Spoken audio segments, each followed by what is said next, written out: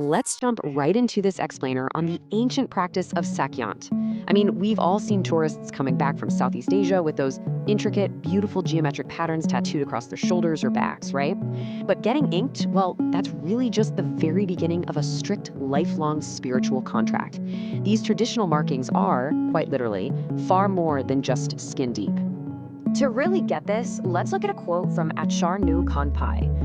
He's the famous Thai master who essentially brought this practice to global attention when he tattooed Hollywood stars like Angelina Jolie.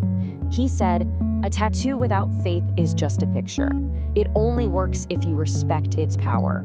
So as he points out, these aren't just cool souvenirs. To the masters creating them, the ink itself is completely secondary to the spiritual faith and the daily commitment of the person wearing it. Without that commitment, it's just a picture. So the crucial point here is that a Sak Yant is essentially a magical blessing embedded right into the skin. Originating over 1,000 years ago in the Khmer Empire, these sacred geometric designs were traditionally bestowed upon warriors to protect them in battle. Today, they're believed to offer protection, strength, and good luck. But, and this is a huge but, they function exactly like a spiritual battery. And that battery, it requires constant maintenance through your personal behavior. So you really have to ask yourself, would you sign a lifelong behavioral contract for a tattoo? Because this ancient magic comes with a very real, everyday catch. The power embedded in the tattoo relies entirely on the purity of the wearer's thoughts and actions. If you don't lead a good life, the magic fades.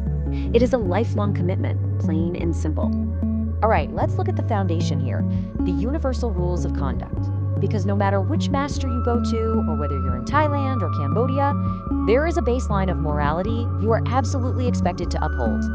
These baseline rules are based heavily on the Five Buddhist Precepts. So we're talking about no intentionally killing living creatures, no stealing for personal gain, remaining faithful to your partner, avoiding malicious lies, and abstaining from getting intoxicated to the point where you lose control.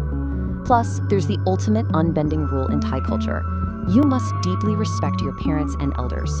You can never, ever speak ill of them. Now, here is where things get really fascinating. We see a jarring contrast between those universally understood moral laws and the incredibly specific, almost bizarre rules found in certain traditional lineages. While the universal rules make complete sense for living a good ethical life, some schools of Sak Yant have additional guidelines that will leave outsiders completely scratching their heads. For example, let's zoom in on the peculiar rules of Wat Bang Phra. This is a very famous temple outside of Bangkok, and its rulebook takes a fascinating turn from general morality into highly specific daily restrictions. See, Wat Bang Phra is iconic in the Sak Yant's world, but because it also serves as a training center and monastery, its rules are a completely different beast. Just imagine trying to live with these dietary restrictions. You might be surprised to learn that wearers under this lineage are strictly forbidden from eating starfruit, pumpkins, or even enjoying a simple plate of leftovers. Seriously, imagine having to politely decline a meal at your best friend's wedding banquet because your tattoo strictly forbids it. And it doesn't stop at food. There are some truly bizarre physical restrictions too. The spatial and physical rules are something you have to be consciously aware of every single time you step outside your front door. Wearers must constantly watch their step. I mean, you have to actively avoid ducking under washing lines or walking under specific banana trees, like the Thani banana tree. You can't cross a single head bridge, and whatever you do, you can never, ever make the mistake of sitting on a ceramic urn, especially if it's a cracked one. So why do these odd rules even exist? You're probably wondering how on earth sitting on a cracked urn or eating a starfruit ruins the magical protection of a sacred tattoo. It sounds almost comical to us today, doesn't it? But within the tradition, there's actually a very practical, historical explanation for every single one of these restrictions. The answer lies in historical novice monks versus modern-day wearers. Remember, places like Wat Bang Phra are schools for children entering the monkhood. Over generations, the rules meant for young boys living in a highly controlled temple environment were passed down word for word, and eventually they were applied to anyone receiving a tattoo from that lineage. Let's break down the origin of those dietary restrictions. The rules against eating leftovers or banquet food stem directly from the traditional monastic rule that monks could only eat one meal a day before noon. To a monk, taking leftovers or grazing at a wedding banquet completely violates their vows of modesty. It wasn't about the food itself being evil. It was entirely about maintaining strict monastic discipline.